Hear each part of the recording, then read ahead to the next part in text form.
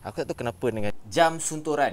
Brand Suntur tengok ni Hai guys, selesai untuk hari ni 15.1 kilo. Total time dalam 1 jam 48 minit. Average pace dalam 712 per kilometer. Yes, hari ni ada extra time, extra mileage. Target awal adalah 1 jam 30 minit. Tapi sebabkan kaki boleh pergi lebih jauh, kita pergi, keep going. Sebab aku rasa tak puas hati, optical HR aku hari ni seawal-awal dalam 7 kilo tu agak haywire tau. Aku tak tahu kenapa. Sebab aku dah brisk walk sebelum aku buat long run. Dan aku jaga pemakanan juga.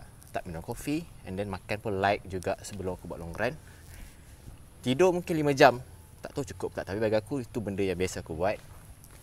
Aku tak tahu kenapa dengan jam sunturan. Brand Suntur tengok ni Optical HR. Korang 4 LED ya.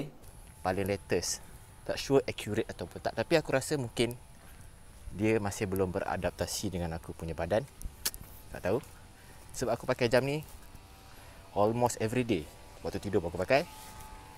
Ya, tak tahu. Tapi kalau aku pakai jam suntur satu lagi tu cantik.